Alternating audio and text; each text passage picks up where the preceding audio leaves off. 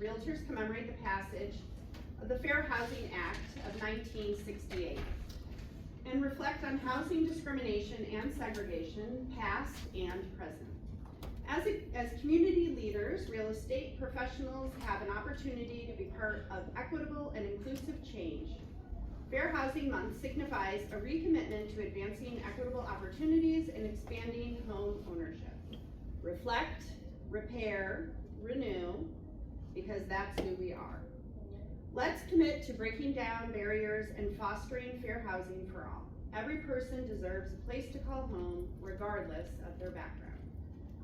I would like to take this opportunity to introduce John Leonardi, who is the BNAR Chief Executive Officer and is going to be today's moderator. Welcome, John. Thank you, Todd. Good morning, everyone. I think we have a great lineup. Let me introduce our panel. To my far right is Todd Vaarwerk. He is the Chief Policy Officer for Western New York Independent Living. To his left is Daniel Corbitt, Esquire, Associate Director, Housing Opportunities Made Equal. To his left is Harold Cardell. He's the Contract Compliance Fair Housing Officer, Buffalo Urban Renewal Agency. And to his left, a good friend of mine from downstate, Edwin Negron, Mortgage Manager, U.S. Bank. Welcome, gentlemen. So as Kelly stated, 1968, President Johnson signed into law the Fair Housing Act. But what some people don't realize are the effects when things happen to people looking for a home and they're put in a different area. They're steered to a different area, or they're rejected based on source of income.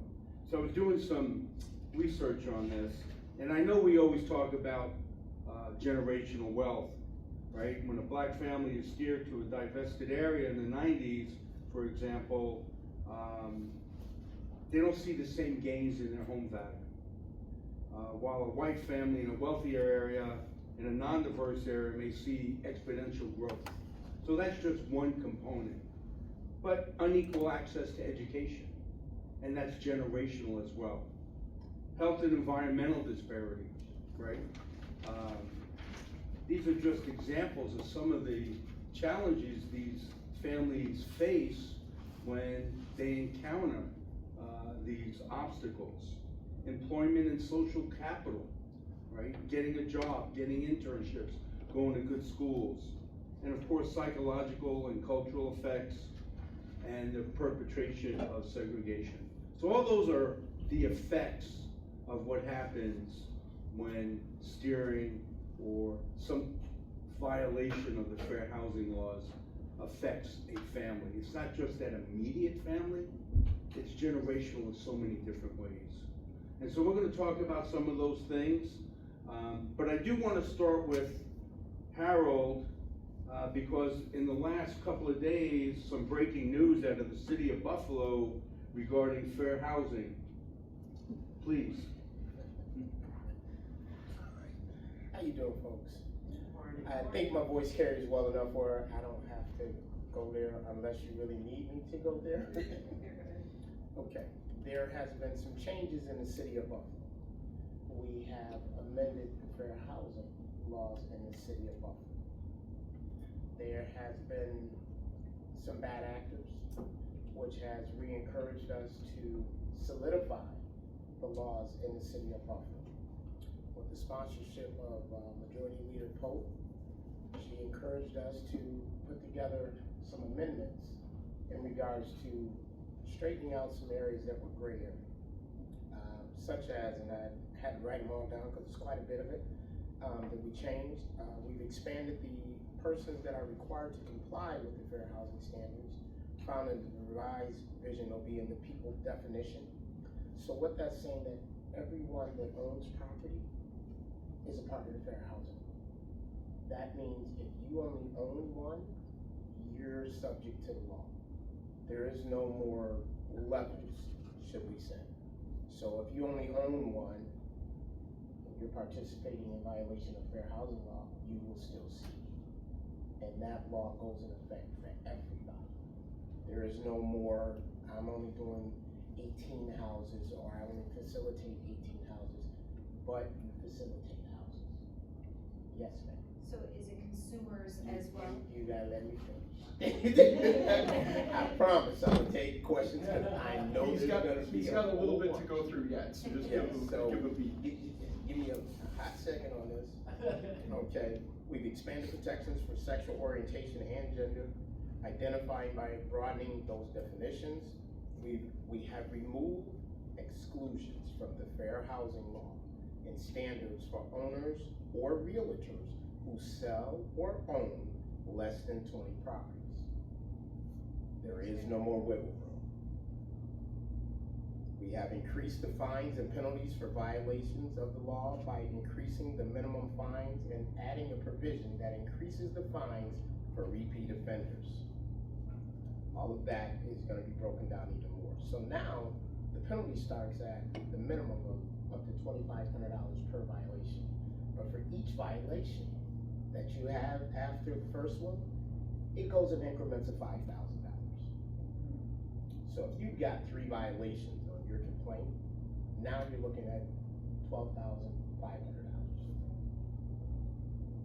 Now, will you have the regular recourse to dispute those things? You will. But then you have to start asking yourself questions, which is more expensive? Pay the fine or go get my attorney, and next thing you know, you're in state Supreme Court, you lose your license, you use your ability to do work in the city of Buffalo. And then you have the federal laws that kick in after that, which may or may not apply in some areas, but you definitely have the city, the county, and the state laws. And trust and believe, we have been tested and it works. I have collected from July 2021 up until this date, up to almost $300,000 in regards to fines, penalties, and cases. Just in dealing with realtors and owners who have been creative, you guys have given me a very good share of your commissions. And that's for violations of fair housing. And that's just with your signage and advertisement. And my lovely statement I get from most people, I've been at this 30 years, then you have no excuse. I just started 2 years ago. You have no excuse because you have the most current information. Now, those are the ones that have been 30 years in. Yeah, you might have skipped a couple classes, but you guys get an MLS every day. Most of you blow by that page. Might want to read it, because I know in September of 2020, you were sent out information that I was coming. Then you got it revised again, I believe later in like October, November. Yep. You revised it again in regards to the signage of your fair housing emblem. If you are advertising, you need that information. If I have to get out my car to look for your information, it doesn't exist. That means you've broken the law up under the ADA requirements, because if a person is visually impaired and they can't find it, if I can't find it and I'm not visually impaired, that's a bigger problem. So these are all the different things that have been clarified and taken the gray area out of it. As far as gender, classification, every one of those particular classifications has been clarified.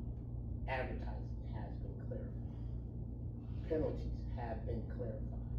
Now, in anything, you have the right to contest whatever you choose. There is a process. I don't give a whole lot of wiggle room, because usually if I'm involved with it, I've already done my homework and I have pictures of your circumstance. And my famous line I hear from, oh, I forgot, that was an old sign. It's a new listing. You should have checked to make sure you had a new sign. It's my sign guy. You paid the sign guy, but you gave him the information to put on the sign.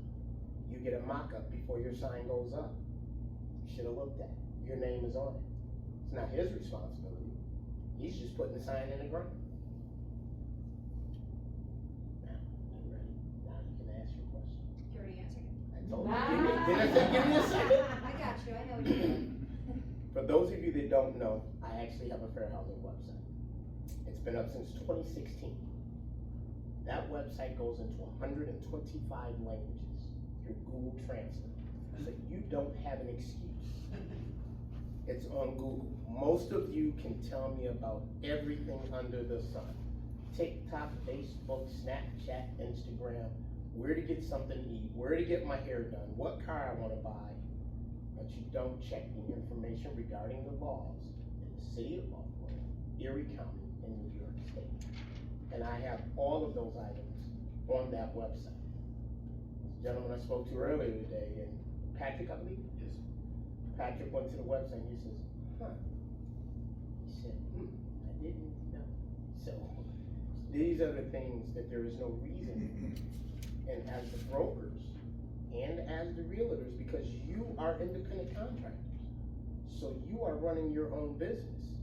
And because I am also the federal compliance officer, I know the rules. So there's no way you get to tell me I didn't know. It tells you, wherever you're doing business at, make sure you know the laws for that municipality that you are conducting business. Ignorance of the law is no excuse.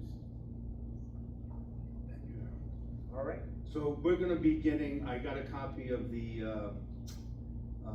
updated law last night, and we have an executive committee meeting later this morning. We're gonna circulate that, and then we're gonna get it out to all the brokers in the organization, so they're aware of the new law, most likely doing business in the city of Buffalo. I wanna reach out to Dan. Dan and I have known each other for several years. We've worked together. What can realtors do regarding advertisements so they don't violate the housing laws? Yeah, it's a great question, John. A lot of times we see issues with advertisement, and just to take a step back for a moment, all fair housing laws, whether we're talking about local, state, or even federal fair housing laws, prohibit discriminatory statements, which includes advertisements. And a lot of times folks run into issues with advertisements because they are describing the perfect applicant or occupant of a property instead of describing the particular amenities of that property, the amenities that are located in the neighborhood. You want to describe the property and not who you're looking to sell to or rent to. And sometimes folks, with good intentions run afoul of these laws. They implicate someone's protected class information without necessarily even realizing it. A lot of times we'll see advertisements that say, perfect for young professionals. Now you've just implicated somebody's age, which is a protected class under state and local fair housing laws. Perfect for empty nesters. Empty nesters, now you've just implicated familial status protected under federal, state, and local laws. So you have to ensure that you're talking about the property, the amenities. Even sometimes, folks can run into issues when describing what's located around a property. Maybe it's close to a synagogue. Now you've just implicated religion, which is of course protected under federal, state, and local law. So, if it's near a house of worship, that's fine to say, but don't specify what type of house of worship that may be. So, and really when looking at these advertisements, you have to look at it from kind of the reasonable reader perspective. That's what courts refer to. What does a reasonable person, not someone who's overly sensitive, but not someone who's, not sensitive at all, that kind of reasonable person, what would someone interpret, that kind of statement when it says perfect for a single person, perfect for an empty nester? May be discouraged if you have young children in your household from even considering that property. So we do see a lot of issues like that, and certainly if you have any questions about advertising, contact my office, reach out to an attorney, speak with someone with expertise in this area. Be happy to take a look at your ads and make sure that they're in compliance with those fair housing laws.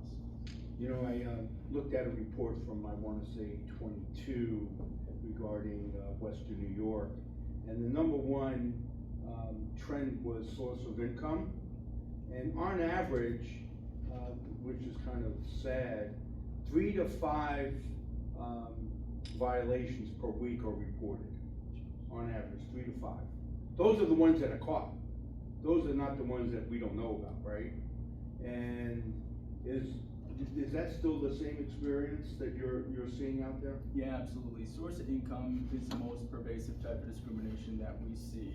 And John's absolutely right in terms of just how chronically underreported housing discrimination is in general. by some estimates up to 95%. I've seen some estimates even higher. It's difficult to really pin it down to a definitive number, just because most folks are either unwilling to report housing discrimination for really a number of factors. They might, well, first of all, housing discrimination is often very subtle. And we often say that it occurs with a handshake and a smile. And folks don't realize that they've been the victim of discrimination. So they might not even report something. But oftentimes they absolutely do realize that it was discriminatory, but they're desperate to find alternate housing. They need to get a roof over their head, their family's heads. And they don't have the time, the wherewithal to report it, to go through the process of holding those folks responsible. So, you know, it's chronically underreported, but it remains a serious problem in Western New York and throughout the country. Yeah, it is very staggering, the issues that our consumers face out there. Todd, from your perspective as the Chief Policy Officer for Independent Living in Western New York, what is the biggest housing issue for you with people with disabilities? It's easy. Lack of accessible housing. Fair housing is the law, and as Dan said, and I agree, sometimes the road to hell is paved with good intentions. But I advocate for compliance with the law because I see dollars and cents to it, right? Keeping somebody in the home costs assuming that you get everything you can get from the government for your impairment, right? You stay in your home, it's going to cost the government about $28,000 to $30,000 a year to support you. Rent subsidy, Medicaid, HEAP, food stamps, right? All of that. If you're not in your home, in my neck of the woods, where you end up in is a nursing home or an institution. Anybody want to hazard a guess as to how much that costs for one person for 1 year? Well, if you're at 15, 20 grand a month, you're, Yeah. According to the New York State Department of Health, the average in this region of the state is $125,000 per person per year. Most of which, or a good chunk of which, is paid for out of your Medicaid dollars, right?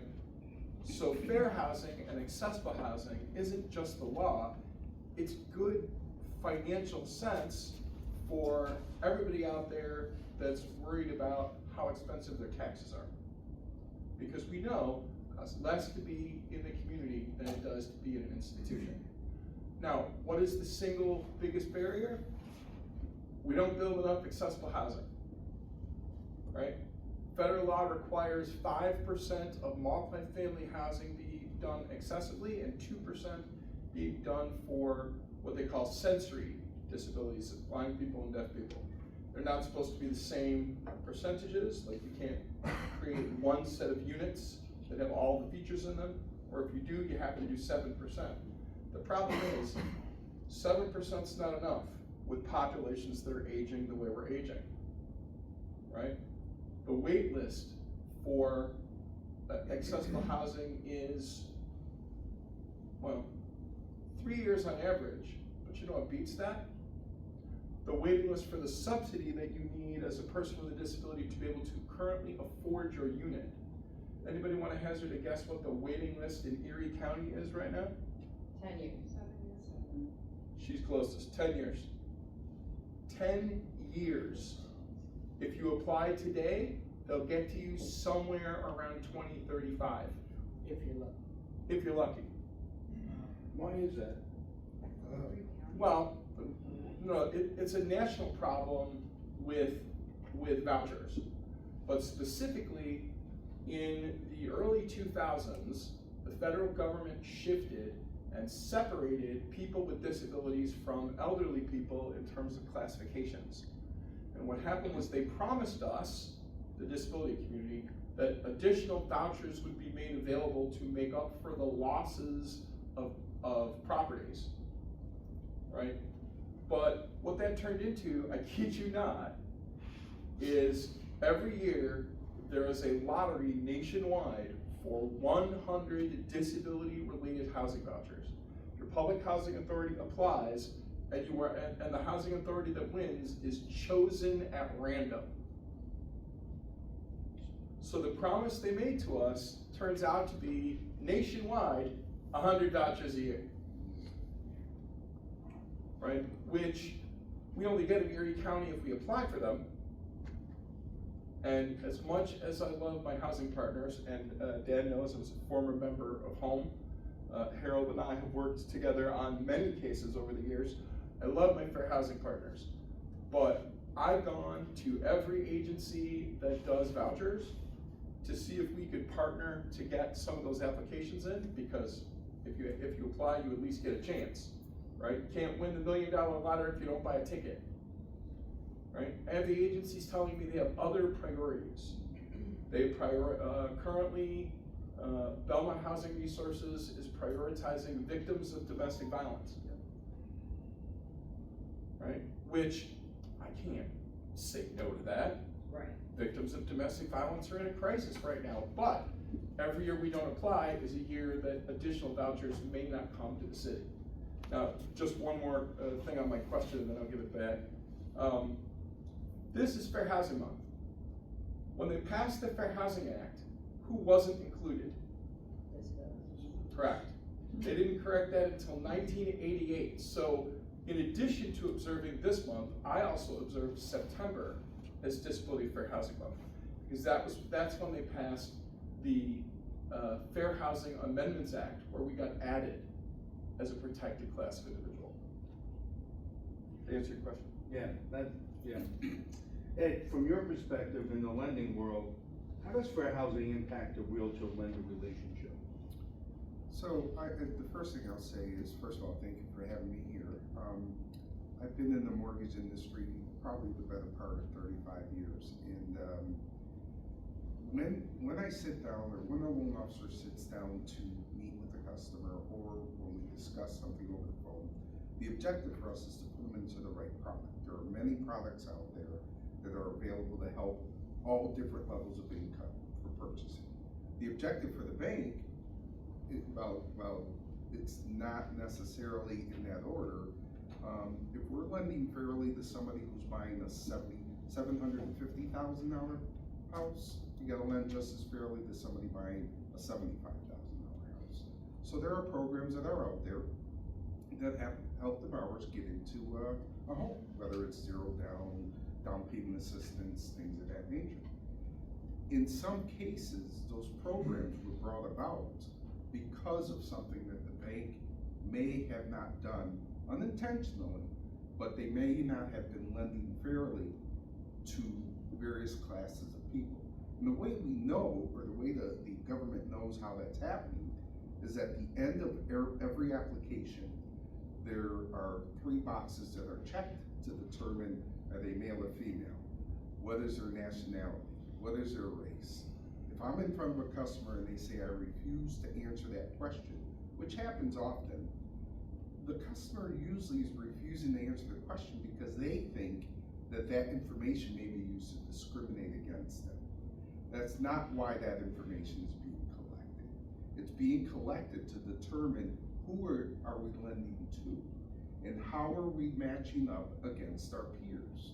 Meaning that if you have 10, 20 lenders in an area, and they're all lending at the same levels of percentage to various classes of people, and you're below those levels, you're gonna have an issue. And the issue comes with fines, things of that nature. And you also have to come up with a product to help the lender bring their numbers back into play. Loan officers are commission people. You guys know all about that. I don't know one loan officer that puts himself out there to say, I'm not gonna lend, or I'm not gonna take this application. But down the line, I think that's where we start seeing the problem. The problem becomes almost unintentional. We're not trying to lend to someone, but you don't see it happening. You don't see all these applications coming in. And it's not until it's brought to your attention that it really becomes a problem. And I will say, one of the things, I'm not an attorney, and I'm glad we have one on the panel here, but you know, I've always questioned the fact that I meet with a customer, their only way to get into a house is an FHA. They meet with a realtor, the realtor says, FHA's not gonna be a good product for you because you can't, you know, it happens. I mean, realtors will say, can you put them into a conventional loan? We have to be cautious about what's happening there because it's unintentional. You're not thinking in any way that's malicious, but it's taking that person out of the running and trying to get a home, and they may never, not say never, but it'll be a lot longer if they're only eligible for FHA, and it happens often. Dan, with that, if a realtor recommends to the buyer not to go with an FHA loan, that they should really do something conventional type, is that like an issue? Yeah, I mean, you're running into some potential issues there because of course, military status is protected under the state human rights laws. So just like Ed is saying, you're potentially giving different treatment based on somebody's military status who qualifies, you know, for that VA loan.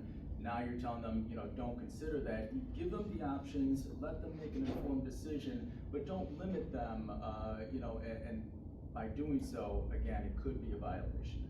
It seems that, yes, So in the case of you have somebody with an FHA loan and they wanna go into a multiple offer, there's 12 offers on the property.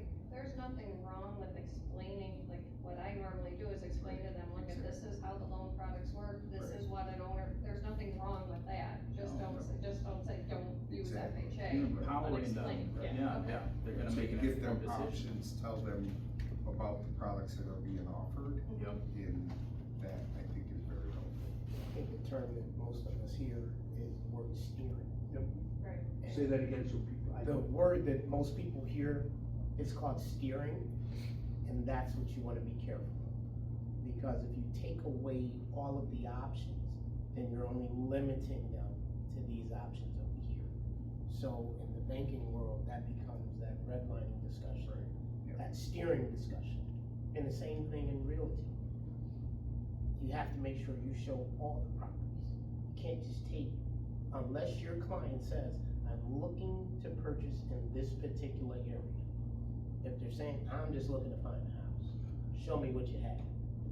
And if you don't take them to everything that you have, and you're only in this particular area, you fall up under that discussion of steering, which is discriminatory behavior.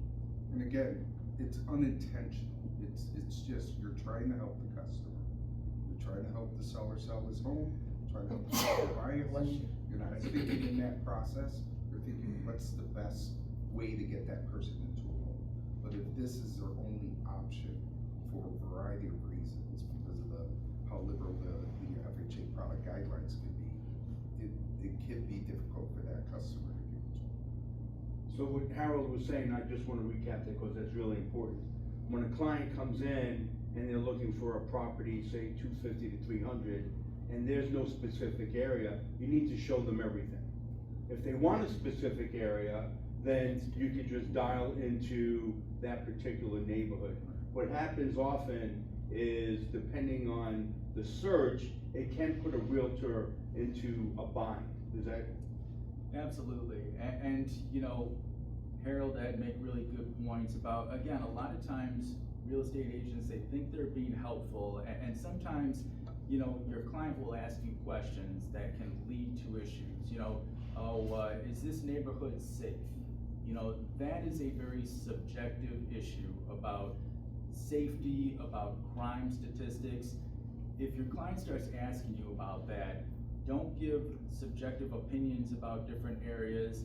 You know, what I would refer them to is government websites. I don't endorse any websites. There's plenty of them out there that accumulate this information, this data. I'm no expert on that. I don't know if these websites are accurate, so I tell folks, hey, look, everyone nowadays, you know how to Google something, you know how to look things up.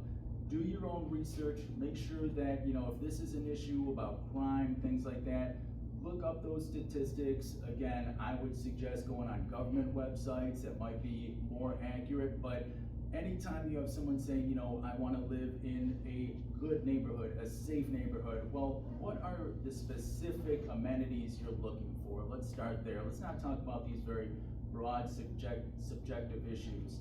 And then even, you know, somebody might say, you know, I wanna live next to a mosque, I wanna live next to a synagogue. Well, again, you don't wanna steer them to certain areas based on that protected class, religion.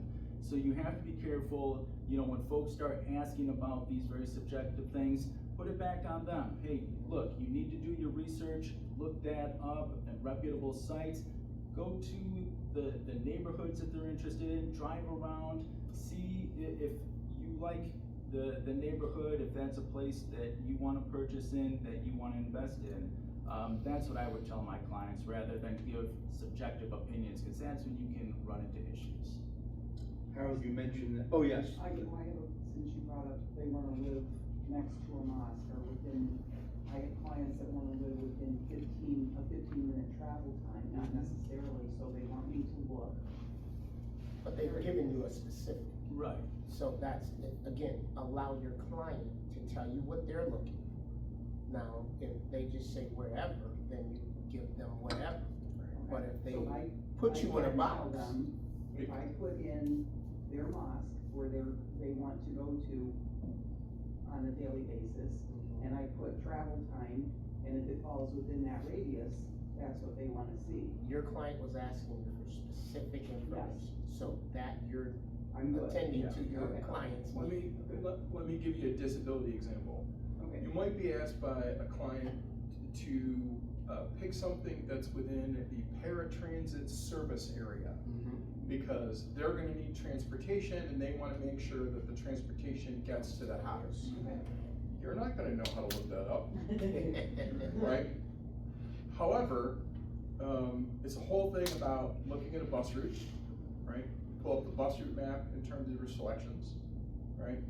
And then 3/4 of a mile on either side of that bus route is the paratransit service area, right? But you're not gonna tell them which bus routes to live next to. Because if you do, that could be considered steering. Did we answer your question? You did, I just wanna make sure I'm doing it. I understand. They're I very think a fair way specific to look at that too is think about a customer that's looking for a home who's from this area, right? They know the market, they're already have in their mind where they wanna be. The folks that come in from out of town, they have no idea. So if you treat everyone like folks coming in from out of town, I think that's gonna be a fair way of identifying, places for them, so. Yes. I have a question. So if a seller, agent is listing in the MLS possible financing, a lot of times people might say, okay, this is an old house in the city with a ton of chipping paint, and might leave out FHA as possible financing. Based on what you're saying, isn't that technically discrimination? Because then that's not gonna come up on buyers' searches if you have your search limited, because you know your buyer is only approved for FHA financing. So then this house is not gonna come up. So our multiple listing service can narrow down, we can dial in by financing options. So Well, if it's a here's- cash only property, because the listing agent has determined it's cash only, it won't pop up on their search. But what you also have to look at too, are you living in a historical area? Because in historical areas, you have those registries or the old, as we say, octopus furnaces that have possibly asbestos and lead and everything else in it, because you're in a historical area. So I would say, these are the possible. Should you not be limiting financing in No, possible don't financing? limit what's available, because FHA, you never know what happens when you go and speak to the board. It's like a credit union. They may tell you no up front, but then you have the opportunity to go before the board. And then they say, okay, well, we didn't know that part. So now it changes our decision. Can you give us an example of that? Like, we're not speaking that language. What board are you talking about? Well, I'm saying if you're declined for a loan up under FHA, and Dan, please correct me anywhere that I miss, that you still have an opportunity to go through a hearing, no matter who you, if you're declined, or if you're an attorney, you can have your attorney speak for you depending on the area that you're living in. Yeah, so what typically happens with FHA is the FHA has a list of guidelines that are put out there with regards to qualifying, okay? In addition to those guidelines, there's an appraisal process that goes through. The appraiser has a list of enhanced criteria that they have to look for on an FHA listing to make sure that their safety and soundness, and not to say that other appraisers don't do that on other properties, but it's enhanced with FHA. So the issue may be that the borrower qualifies, but the house does not, because the peeling paint, because there is a cracked concrete, walkway. So those issues are the issues that may stop the borrower from not being able to get that house because of the house, not because of the And house. while there are appeal rights for a person being eligible, there are not appeal rights for a property being eligible. Correct. Okay, got it. So that's. So So the as long only as we're option educating there- the borrower, so we can let them know, hey, we can go shopping in this area, however, Yes, yes, just be aware that while you qualify for the loan, the house might not. that's right. And many times visually, you'll see that. And I will say, it's, I don't wanna use the word crapshoot, but I will, because you'll get an appraiser that might miss it. He may not have seen that there was peeling paint, you're like, oh wow, that appraisal came back, wow, that's pretty good. Or they come back and you're like, wow, the house was perfect. Or there was a little window trim that needed something. So, you never know, but the customer's qualifications for the house, for the mortgage are different than the criteria for the house, two separate entities. So Now, as a mortgage broker, are you also educating them on the difference between them as a human qualifying and the property itself qualifying? Yes, So we would partner with that. and not to correct you, but as a mortgage banker, yes. There are times when, that's part of the process. It's, you explain to the customer, FHA allows for this. However, there are times when an appraisal is completed because of the enhanced criteria for the appraiser to adhere to. There may be an issue where something needs to be repaired. You need to make sure that if the seller says, I'm not gonna repair that you're gonna have the funds to do it, otherwise the deal's going nowhere. So going Yeah, back. and I do have Jeff Devin on Zoom, he would like to ask a question as well. Go ahead. Devin, you wanna unmute? Hi, can everyone hear me? Yes. So I had to write this question down so I made sure I worded it correctly. I know many people say and think various things that also cross my mind occasionally about how long such deep consideration is going to exist for doing these things. I understand fair housing on the ADA side is probably gonna be permanent because you always have to consider a person's special accommodations. But has anyone ever looked at like how long these processes are needed before we can neutral out and level back out, where right now we're seeming as anti-racist on the other side to some people with these prejudices? Like, fair housing is always gonna exist. Has anyone ever looked at how long these special considerations need to be thought about versus just looking at somebody as a person without any of their demographics other than financials? I think fairly, from a lending perspective, I think the evaluation of who we're lending to is important. It's important to the communities, it's important to the folks that are buying, because we want to make sure that we're being fair. I mean, like I said, there are times when lenders don't know. So without being able to gather this information to determine whether or not we're lending like our peers are in our marketplaces, and I hope this answers your question, I don't know that should go away. You know, I think you have to at some point bring it to a head and say, hey, we're gonna try to lend fairly across the board, and we will lend fairly across the board, but we also need to let folks know who we're lending to so that we're comparative, and it becomes a level playing field, for the borrowers. That's my thought. I think metrics are always important. Yes. Especially when you're talking about fair housing, making sure everyone has the same opportunity regardless of whatever their status may be. And the only way you could do that is through metrics.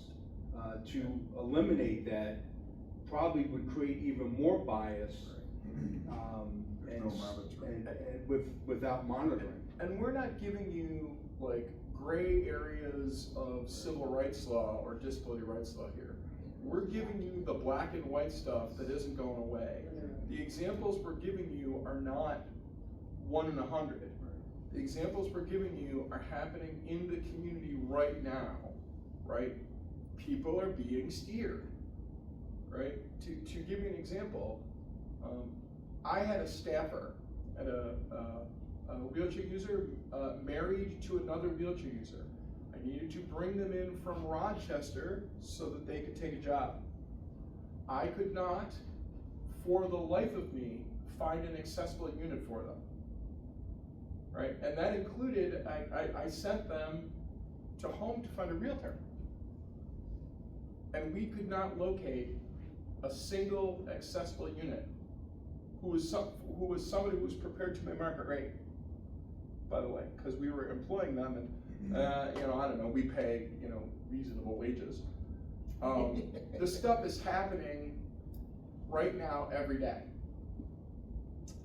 right? So I don't know when you would get to the point where you would get a thing about a special consideration would expire. When violations stop, that's the Let easy me- answer, when violations actually stop. If we had a perfect world, you wouldn't need it. Yeah. This world is not perfect, so they're Yeah. needed. And as long as individuals preface questions in those mannerisms, they always think of ways to circumvent rules and regulations. And because I have worked in multiple arenas, I've seen it happen at multiple levels. Good, bad, the ugly, and the great. So in doing so, we have to make sure there's rules in place, because someone's always trying to be more creative than the rule. So we have to make sure we flow, as everybody likes to say, framers, put laws in place to make sure that they can be adjusted as we go, because everyone has a thought process, everybody has an opinion, everybody has creativity. And when I say creativity, that usually means everybody's gonna get ahead, because laws change due to bad behavior.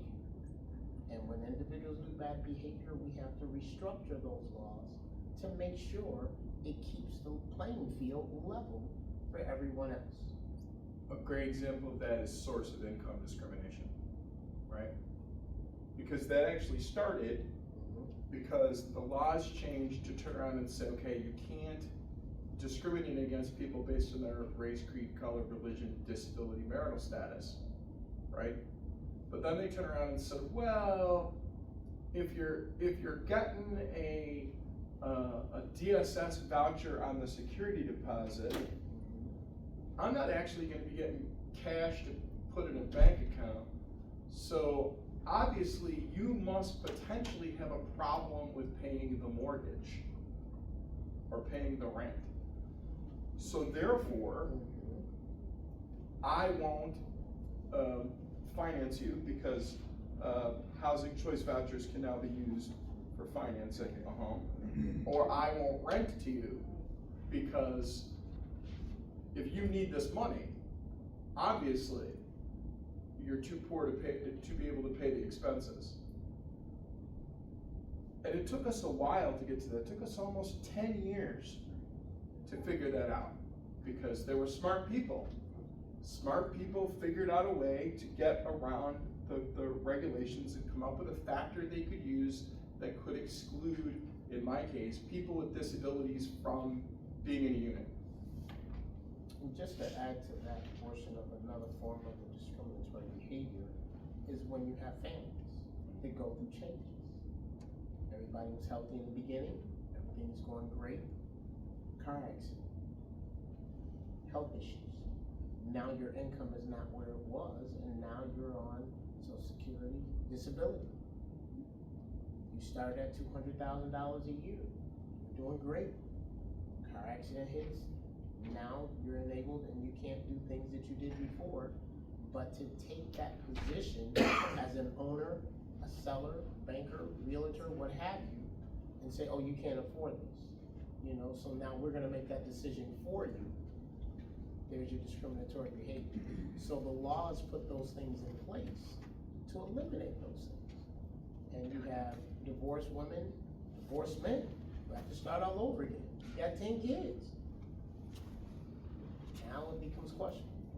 And I would just say, I think this question also indicates a common misconception about civil rights laws in general, that these laws protect someone else, that they're for those folks who need these protections, right? The fact is, these laws protect us all. They ensure that there's no housing decision made based on our race, our color, our national origin, our religion, our sex, our gender, because those characteristics don't indicate whether or not we're gonna be a good tenant or we're gonna be a good owner. And doing so is unfair, fundamentally unfair, it's immoral. I think we'd all agree that denying someone a fundamental opportunity where they're gonna live based on a protected characteristic is fundamentally unfair and contrary to our American values, which says that everyone should have a fair shot, an equal opportunity, regardless of where you're born, regardless of where you're from, regardless of any protected characteristic. I'm a white male. These laws protect me the same as anyone else. So someone can't tell me that I don't want to sell to you, I don't want to rent to you because your skin color, because you're a male. But it's not this concept that at some point we're gonna be able to remove these laws and everything's gonna be perfect and Shangri-La and we're all going to be just, you know, hunky-dory. This ensures that we have equal opportunity. That's what it's about. And these items have been addressed in the mortgage industry as well, to the extent that you may not be aware of it, but someone who's on Section 8 is eligible to use the Section 8 housing for qualifying for a mortgage, as long as they've gone through the Family Self-Sufficiency Program. And the objective is, they start out with Section 8, and then wean off, because they've gotten to the point where they are able to afford their home and have a better, employment, to be able to stay in the home. If someone's on public assistance, if that's income that we can verify, we can use that public assistance as income. Now, down the line, the house may have a lien on it because the public assistance was used, but the reality is they're able to have their own home if it's enough to help them to qualify. Let's find out if we answer this. Let's find out if we answer this question. That's the first thing. Yeah. Second of all is help making sure that he has the tools to find out the additional information regarding this question. Devin, was your question answered? So, yes, I mean, I appreciate the explanations, and I only ask because these are points that go across everybody's ears and minds and stuff, and I think it's important to discuss them like we just had, and the explanations you guys gave is very good. And I think many people don't understand that these efforts are not just for another person. They are for everybody, and they can include themselves of these people that are asking these questions. So that's a lot of what I meant, really. So we're gonna be wrapping it up here. 30 seconds, what do you wanna tell the 3,600 realtors? We're taping this will be on our website, and we have about 40 plus people here. Todd, you wanna start? So, realtors, people that are helping people purchase houses. The single biggest thing you can do to help my community is to make sure accessible features are put in a listing, and to encourage your sellers not to take accessible features out if they put them in. Because believe it or not, one of the reasons why I failed with that employee who ultimately could not keep a job with us, right, was because there was no way in the database for realtors to find a house with the accessible features they needed. There's an option we have.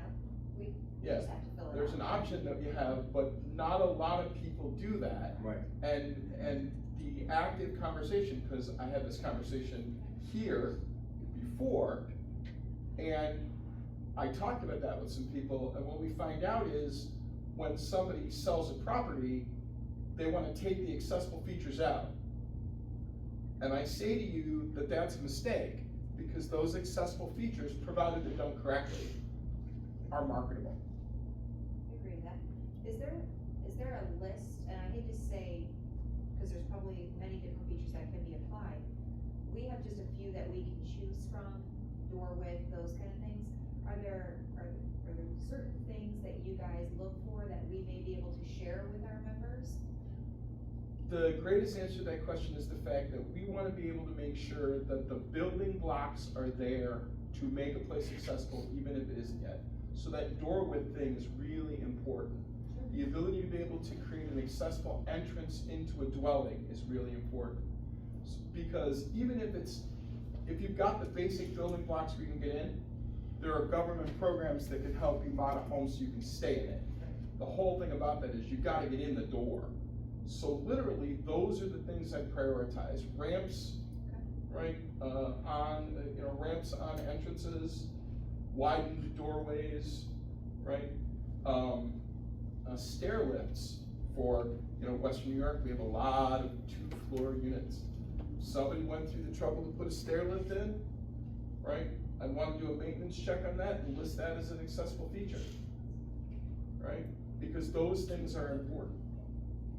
What about other things like grab bars and things like that? Okay, grab bars they're important for people to be able to use the bathroom, but it's also kind of the cheapest mod you can get. So if they're there, certainly list them, but that isn't the first thing. As a disabled person, when we're looking at buying a home, I don't worry about that, right? Because I know I can get somebody to put those in. I worry about getting in the door, getting to where the bathroom is. no step interior. Right, and my favorite trick is the bedrooms are 32-inch doors, and the bathrooms are 28-inch doors. And right on the other side of the bathroom door jamb is a light switch. So it isn't something where you can just widen a door to make it 32 inches. Now you're dealing with electricians, right? And in a bathroom, you're dealing with plumbing, and everybody knows how expensive that is. But you can always talk with us about that at Independent Living. If there's something that you want to learn about in terms of accessible features, just let me know. Before we move on, I think we have some questions in the queue, Doreen. Somebody asked, can a landlord not rent to someone based on their credit score? You want to Yeah. understand? So it's lawful to use credit score as a criterion for screening applicants. That is allowable under fair housing laws. The issue that sometimes we see is that it is selectively used to screen out certain applicants as opposed to others. If you're going to use that as part of your screening, make sure that you apply that consistently to all applicants, regardless of their source of income or any other protected class, because we are seeing oftentimes when someone says, well, I have a voucher, or I'm a single parent. Well, suddenly then that housing provider starts saying, well, you know what, you need to pass this credit check, I need to run a background check, and they didn't do that to another applicant who maybe didn't have those same protected classes. So you have to ensure that you're doing that consistently for all applicants. And to add to that, it cannot be the only basis for your choosing or not choosing an individual for a location. And you must use the same decision tree for every client. Correct. So you can't turn around and say, for these people, I'm looking for a score greater than this, but for these people, I'm looking for a score greater than this. You need one decision tree that is applied consistently. It has to be developed in advance. You can't get the applicants and then decide. Correct, and you have to specify in your application process what is utilized. And also individuals have the ability to dispute any information that is on their credit score. And you can't charge them for the credit check as part of the application process. We're seeing that too. So not only are people being credit checks being used as a measure of fitness, you're making people pay. You can't do that. That's part of your application process, that's part of your cost. And also you're able to get your own credit score and credit application twice a year or any time you have been declined on any particular circumstance, such as credit cards, housing, cars, any of those features, they have to give you a copy of your credit report. And you can utilize that in your application. I know one of the things we had talked about a couple of years ago was the applications being used.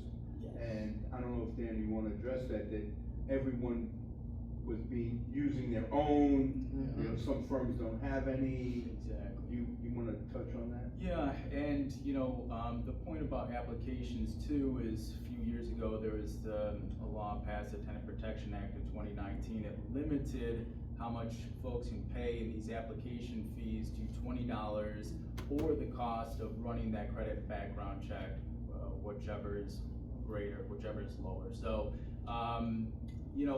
we see a lot of times applications asking about protected class information.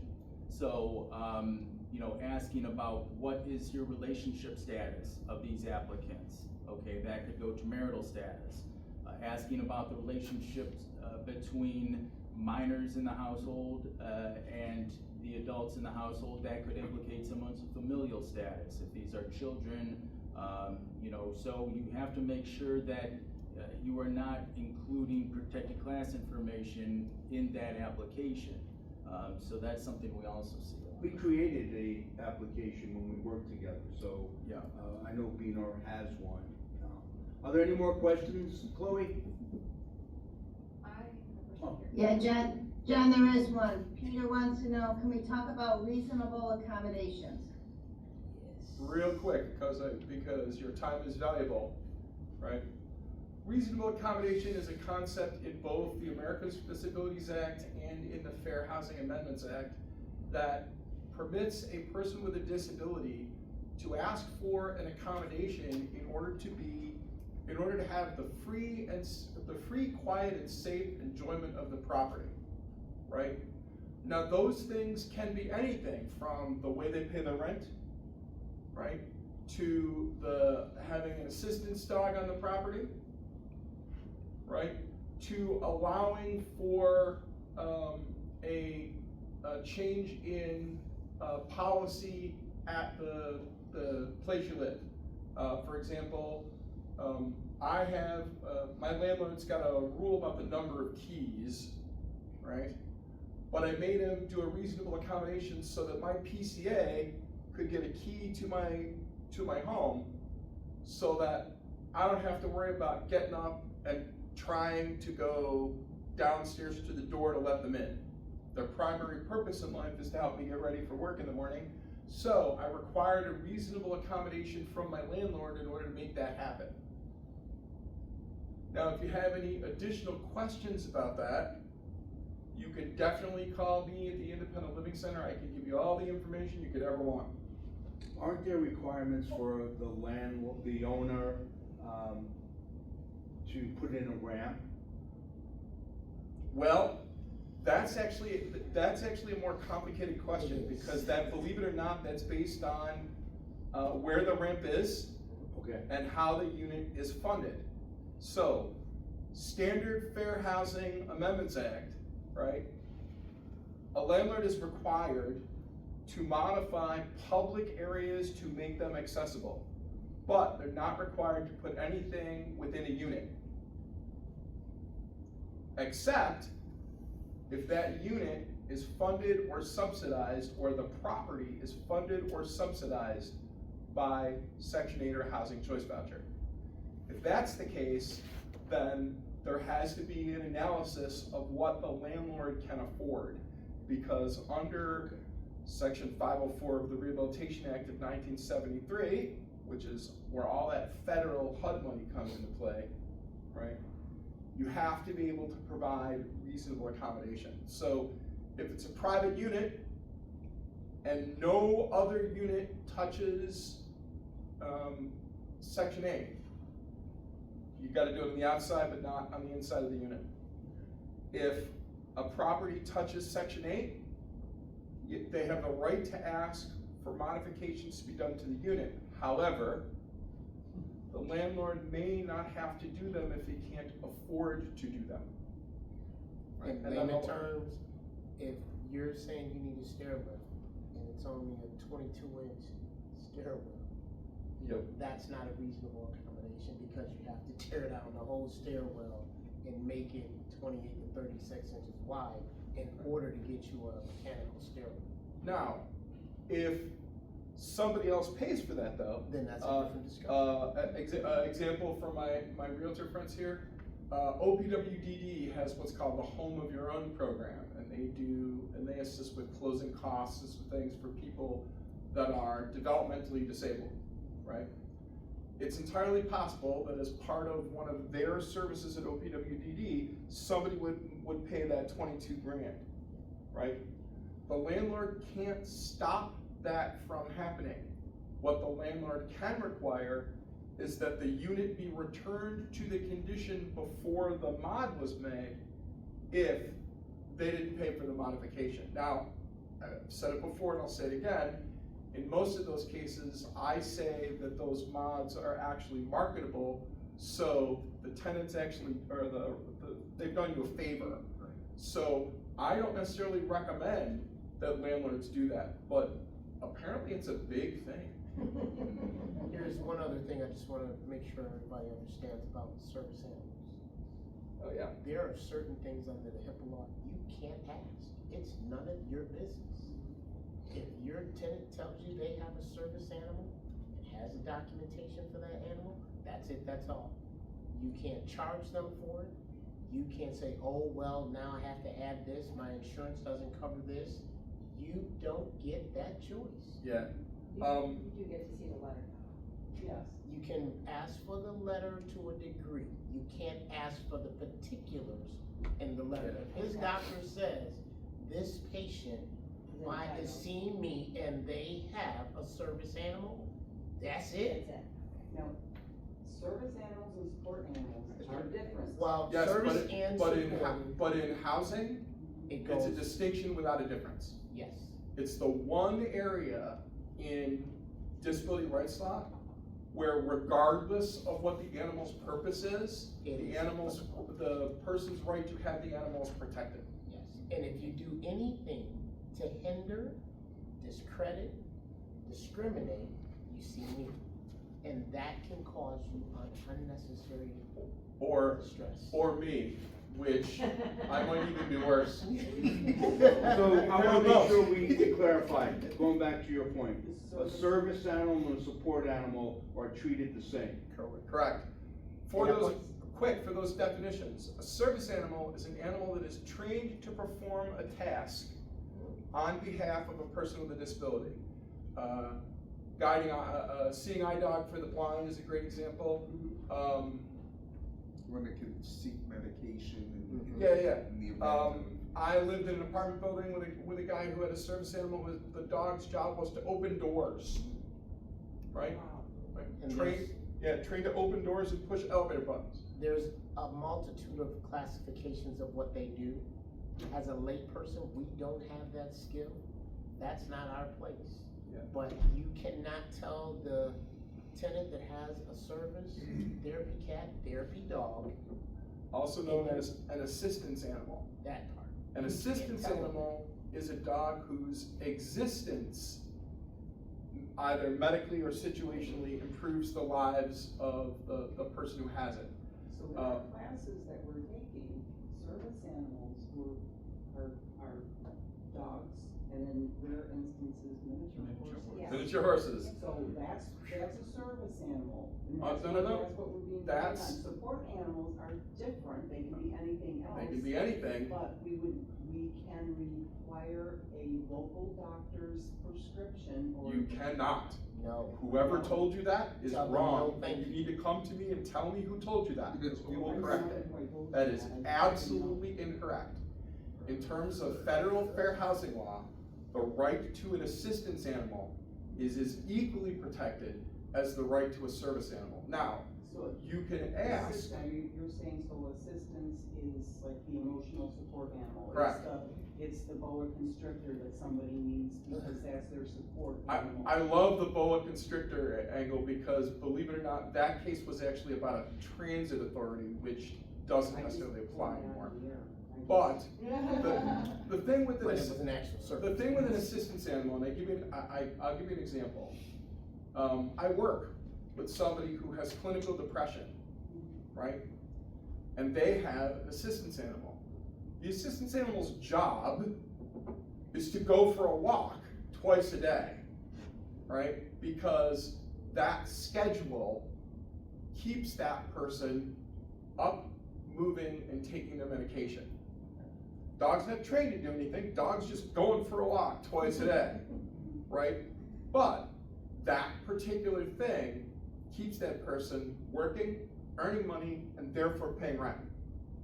And as a landlord, owner, property manager, none of the above, and also my favorite one is insurance companies. Yeah.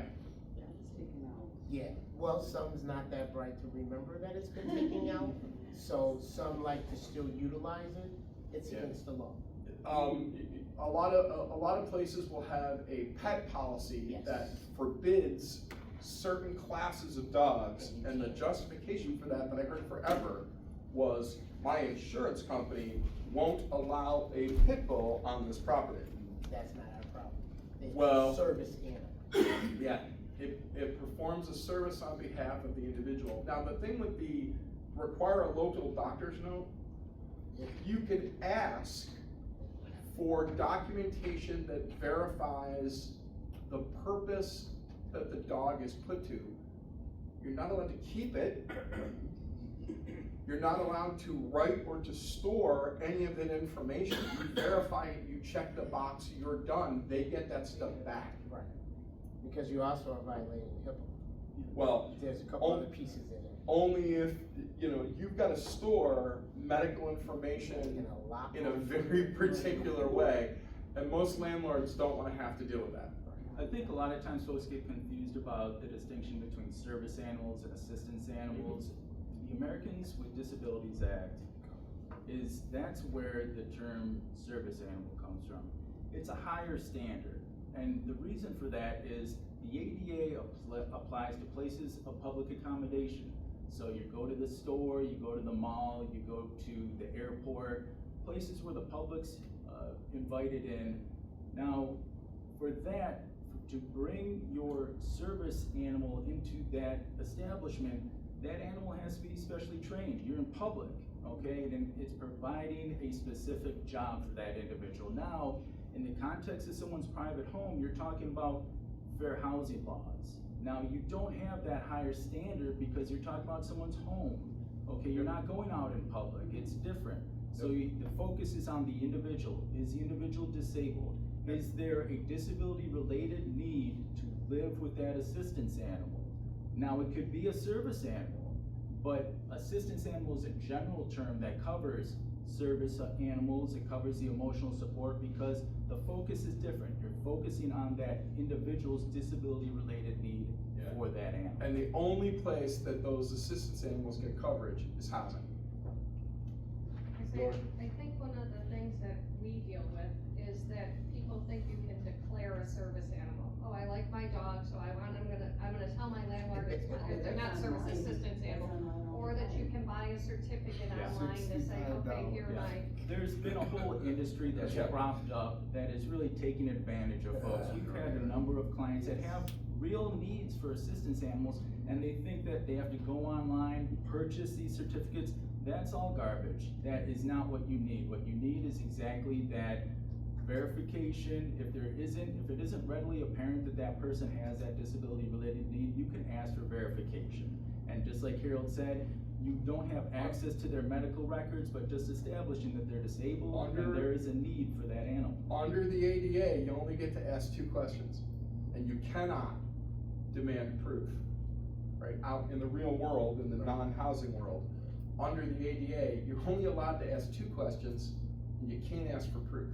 What are the 2? Is this dog, or is this animal, because it's dogs and miniature horses out in the real world, is this dog intended because of a disability? And then question 2 is, if so, what task is it trained to perform? Right? That's all you And need. if somebody can't articulate in 10 or 20 seconds, right, what the dog is trained to do, it's probably not a service animal, it's probably an assistance animal, and they don't get any coverage except in housing. There is a question, we have a question in the chat. Okay. What about 3 support animals for 1 person? Does a landlord have to rent to that person if in every other way the potential tenant is qualified to rent the property? So we see this quite often. Folks have multiple assistance animals. What I tell housing providers in those situations is if the individual has a distinct need, disability-related need for each of those animals, then absolutely they have the right to. But if it's not readily apparent, again, you can ask for that verification. Okay, how does this animal assist you? What's the disability-related need? Is there that disability-related need? And if that individual has a disability-related need for each one of those animals, then they should be allowed to apply and be qualified. Now, the other thing about that is there's a misnomer about, the dogs are protected and you can't deal with any damage that they might make to a unit. You're not allowed to charge a required deposit, but you can bill a tenant for damage done by an assistance animal in the apartment. It's completely legal to do that. You just can't presuppose it and place it in a policy where in order to be able to access the right to have their assistance animal, they have to pay money. Because both laws. Pet policies. Right? Like a Yeah. pet fee. Yeah. You can't do Can't that do that. because in some places they'll say, I don't care if it's a support animal or not. Yep. Here's my pet policy. I need you to pay me $115 a month additional. But even in fair housing law, an assistance animal is not considered a pet. But that Right. doesn't mean that you can't assess the unit for damage and bill a tenant for damage because of the assistance animal. But the damage is still the damage. Yep. So that's why you Yeah. pay a security deposit. The security deposit is for repairs that are beyond normal wear and tear. So what we see a lot in the ML is, dogs okay, no cats. We see things like that. That's fine to have a policy, but as soon as someone says, I have a disability-related need for this animal, then that's a reasonable accommodation. That triggers the reasonable accommodation. And then they'll say, $350 non-refundable pet fee. Right.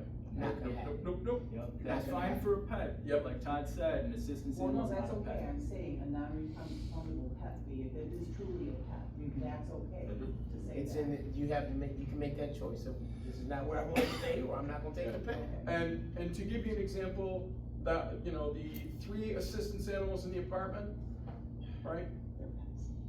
Well, no, Cause each one may they perform a different service. they may be doing something for the individual that is relating to keeping them healthy and sane. Taking the dog for a walk. You might be doing a thing about petting the cat because the cat's gonna keep you calm. My ex-stepson was a nonverbal autistic child. His favorite thing to do was to sit with the cat, all right? Because he had what they called sensory integration issues. So as therapy, they wanted him to deal with things that were soft. right? So, there was a dog we took for walks, and there was a cat that dealt with the sensory issues for X, Y, and Z. It is possible that multiple animals could be in a unit, right? For different purposes. Yep. What about? Well, I'm sorry, go ahead, Kelly. Well, so my head keeps going, as somebody who has severe cat allergies, my head keeps going to like, what if you have another tenant that lives, you know, in the air circulates, like, what? Get a good filtration system. Yeah. That's all I can Yeah, tell you. the That's all I can tell you. property management has to deal with that. Yes, The- that's not your the fight, that's their existence- The existence of allergies or other nuisances with other tenants cannot be used as a factor to prevent someone from having a service animal or Until assistance animal in their allergies unit. become a covered. Allergies are already covered as a disability if they're anaphylactic in nature. If all they do is just annoy you, right? Right. But if you're exposed and your life is in danger requiring medical intervention, that's called an anaphylactic allergy, and that can be a disability and thus be protected. However, right, can't use one person's disability to trump somebody else's disability. If you're a property manager, you're gonna need to be getting into filtration systems and negative pressure. So does the type of housing matter? So you have, what I, lack of a better term, I'm calling regular housing, where, Well, what is regular housing? regular housing, I guess, is Single-family single family or townhome or, I wouldn't use townhomes anymore because now up under the new affordable housing systems, they're putting together townhomes as opposed to actual, what's the better word? so you have one building with four Yes, separate that's a units. townhome system, Yes. whereas it's not going by an actual, say, apartment building. Right, so you have that, but then you have like plus 55 active senior living, and then you have student apartments, where you have students sharing, multiple students sharing one unit. Dormitory style. Getting to the cat thing, so what I tell the students, as long as all three roommates agree and no one's allergic to it, they can work it out themselves. You're good on the first part. You can turn around and make sure that everybody acknowledges the presence of the animal. Okay. The allergy is not a factor. Because what happens is, and this actually just happened, one of the students said, no, I have a cat allergy, and so I'm gonna look for something else. They have that But right.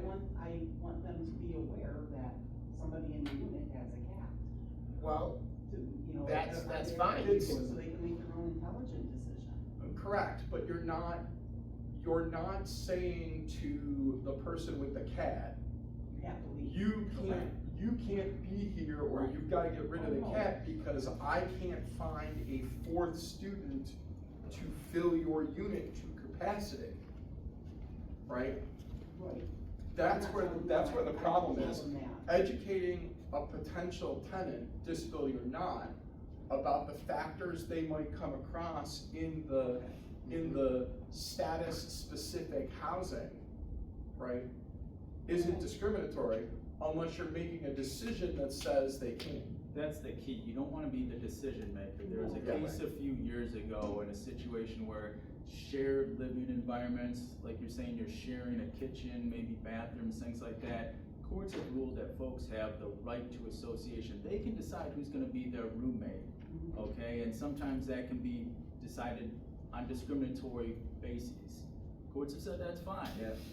Okay, but the issue is, if the housing provider who doesn't live there is making that decision about who's going to be able to live there, that's when it becomes a No, I problem. don't do Right. that. I mean, I walk in and now I find guinea pigs all over the Now, place. again, but for all of these questions on fair housing, the members of this panel, I can't speak to you because I don't necessarily know, but I know myself and Dan and Harold, we're here to help you, right? So if you have a question that hasn't been answered today, right? Pick up the phone, give us a call, send us an email, right? because we'll answer those questions for you and provide you, in my industry, it's called technical assistance, so that you can be in compliance with the law. And we don't charge you for that.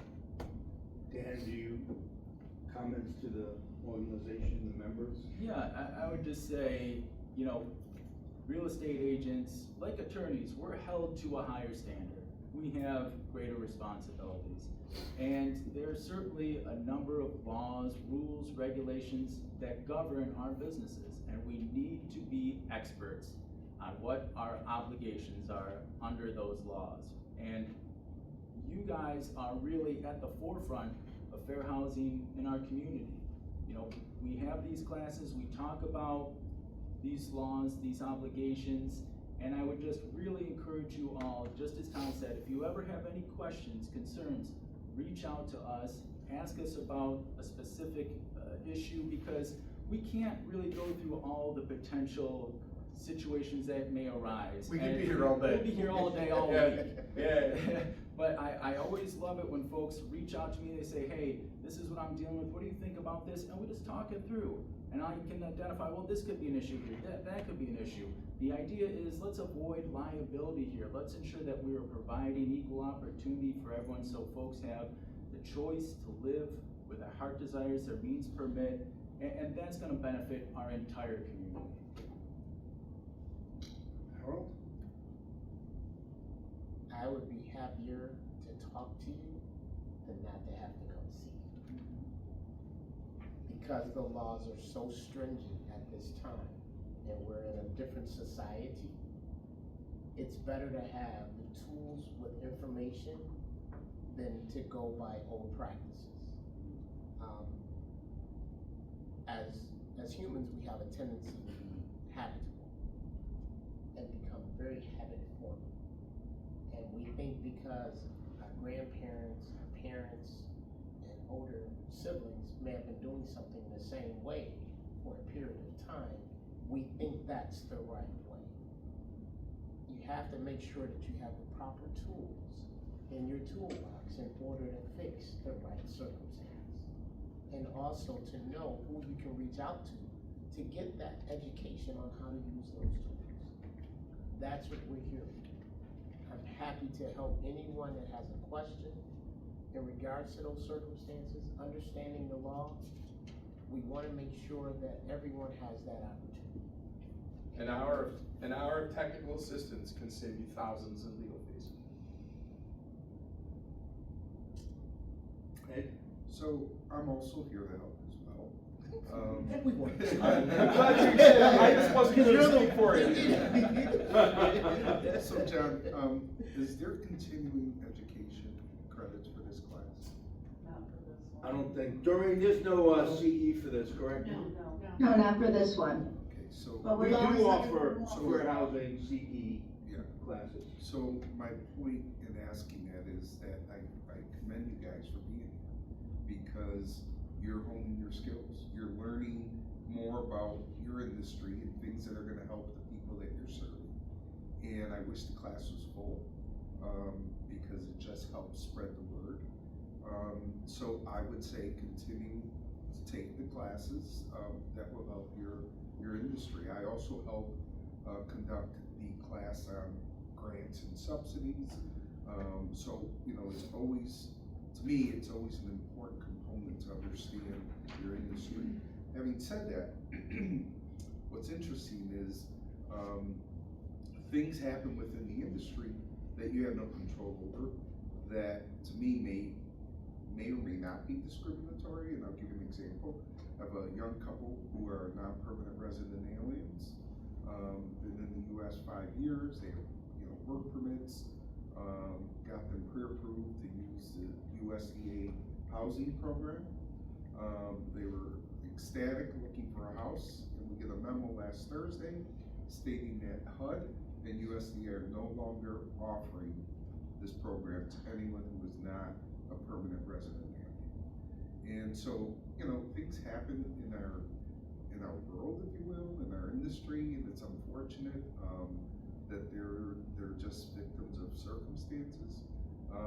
But again, being informed about this stuff Not that you're gonna know these things, but hopefully you're working with someone who's reading the memos as they come by their desk, not just reading the ones that are applying to what they're working on. And that's something that Harold mentioned before, you know, he's got a website that you can go on that's been available for how long? So unless it's applying to you, you're not really honing your skills because it's not applying. But the minute it does, it could be a rude awakening. Yeah.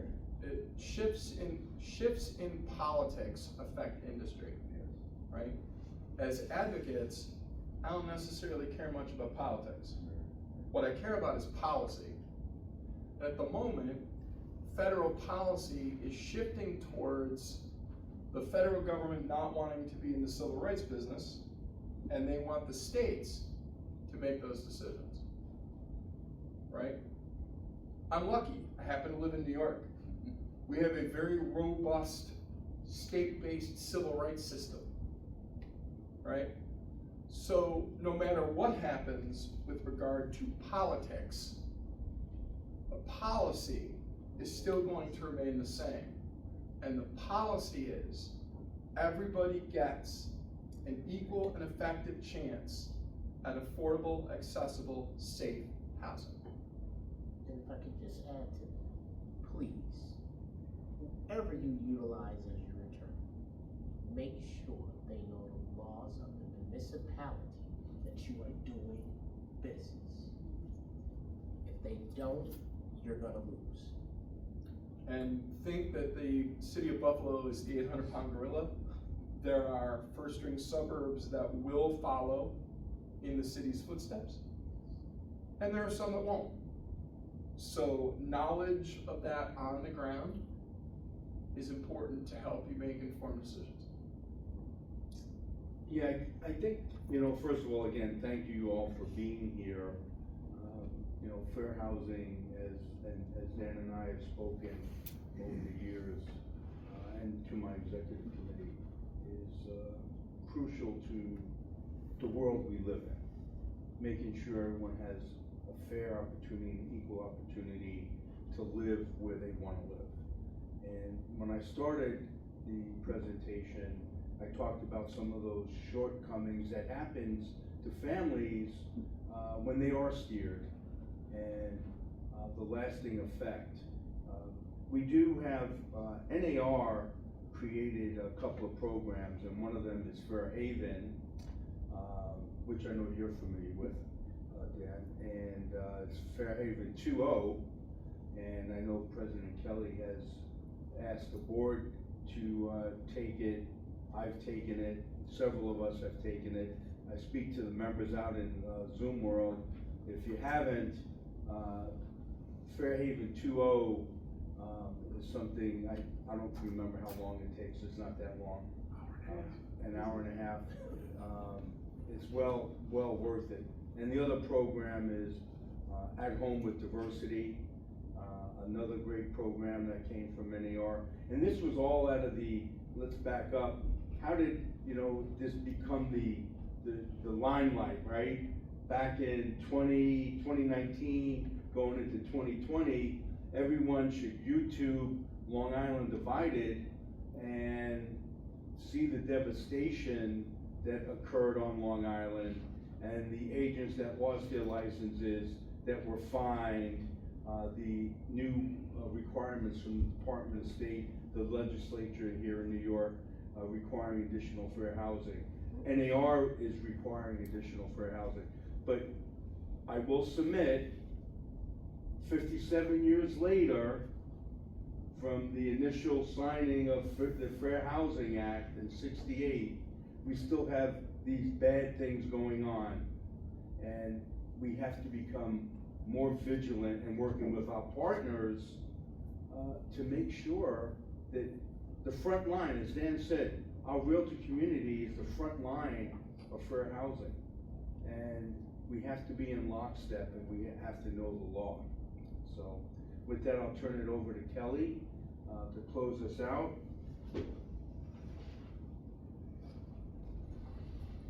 John, if I could just add too also, if anybody wants more in-depth on any topic, please let us know. We will reach out to anybody to create an outline and hopefully get it approved for CE credit. So reach out to the association.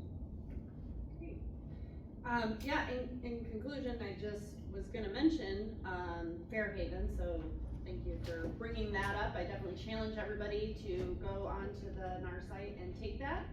And there's also, an implicit bias video on the NISAR, website, and, you know, there's a lot of training available for this, and I think as everybody who is here today can, you know, acknowledge that this is very worthwhile. Even if you've been in the business for 30 years, you know, there's new information to be gleaned, and there's always room for improvement, and we all want to make sure that we are doing the absolute best for our clients and for our society.